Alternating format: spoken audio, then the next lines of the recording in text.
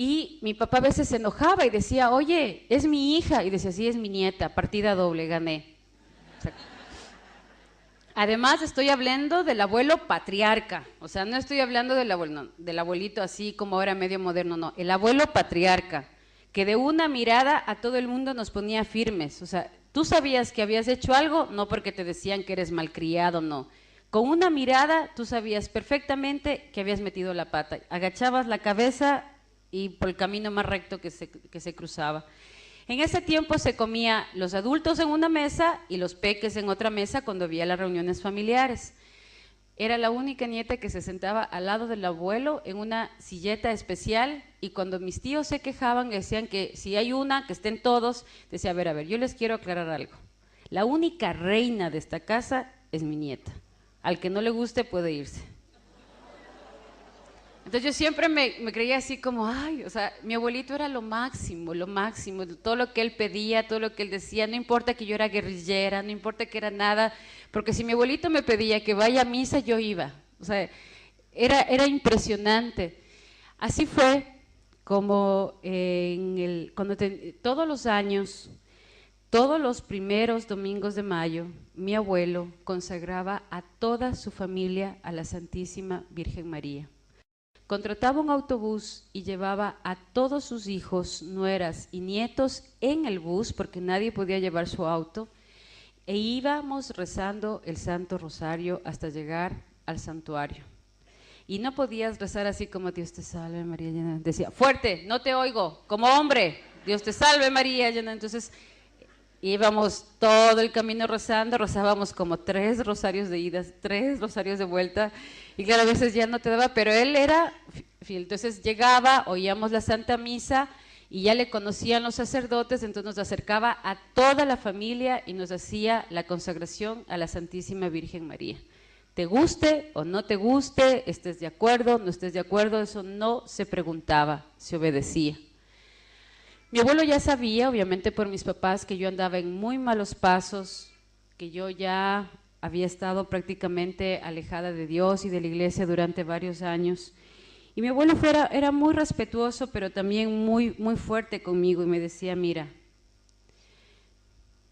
tú quieres perder la vida, piérdela, pero cuidado pierdas el alma. Yo no entendía, me reía, me burlaba, a veces por respeto nunca le decía nada, nunca le contradije.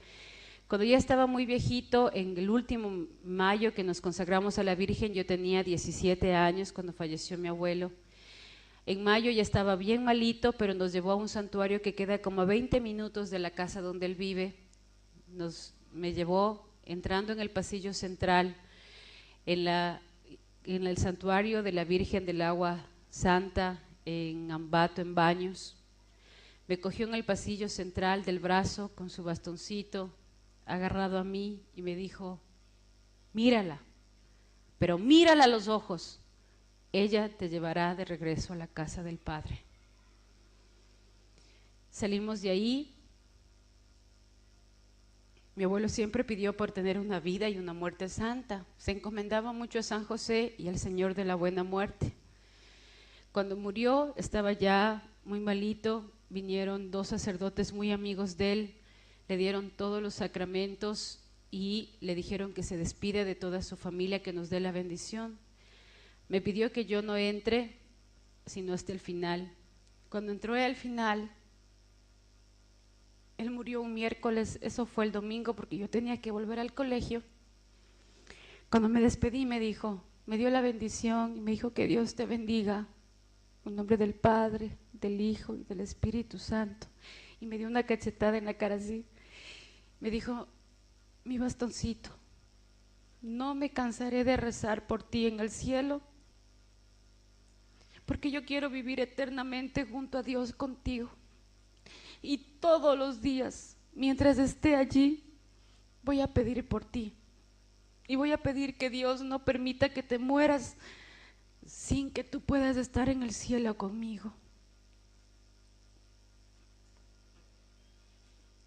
Yo tomé esas palabras, me dolió muchísimo, muchísimo. En el año 1988 fui tomada presa. sacada de la Universidad de los Pelos por inteligencia militar en un gobierno de extrema derecha, luego de yo haber participado de la toma de unas tierras en una zona llamada la lucha de los pobres. Cuando bajé, ya le habían dicho a mi papi que estoy como candidata a ser desaparecida por inteligencia militar.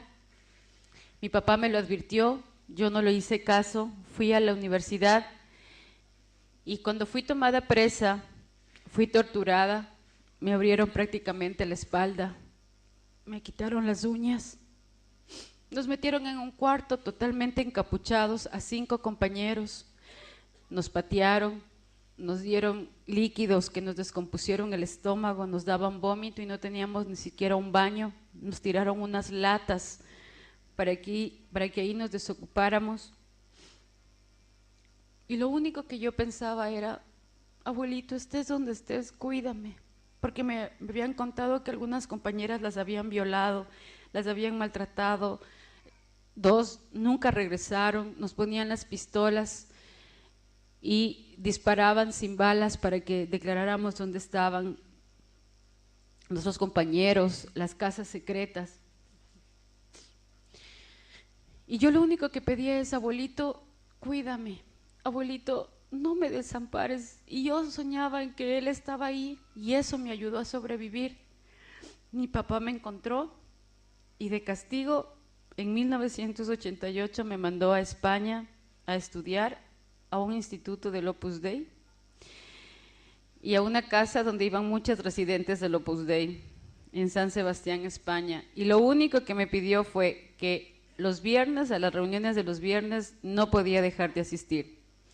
Entonces yo tenía un sacerdote que iba al círculo todos los viernes y cuando me tocaba confesión y guía espiritual, que nunca lo hacía, era para trenzarme en una discusión filosófica con el sacerdote. Es más, yo me preparaba con todo lo mejor de Marx, de Engels y de todo el Che Guevara para demostrarle al padre que si él se hace revolucionario, le va a ir mejor que de cura.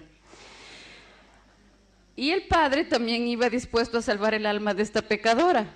Entonces, yo creo que muchas de las cosas que yo sé hoy de doctrina y todo era gracias a ese padre, Pachi Zulay, les encomiendo en sus oraciones, santo sacerdote, que nunca se cansó. O sea, todo el tiempo que yo estuve estudiando ahí en San Sebastián, él todos los viernes sabía que tenía combate boxístico con este, y a veces me llamaba a preguntar los fines de semana, Amparo, ¿y no quieres venir? Aquí hay una actividad de jóvenes, de mujeres y todo. Yo, padre, paso, muchas gracias. Entonces, bueno, en España mi vida cambió porque inmediatamente que salgo de la cárcel, mi papá el siguiente día me embarcó en el primer vuelo que se le cruzó, me mandó a San Sebastián y ahí pasé.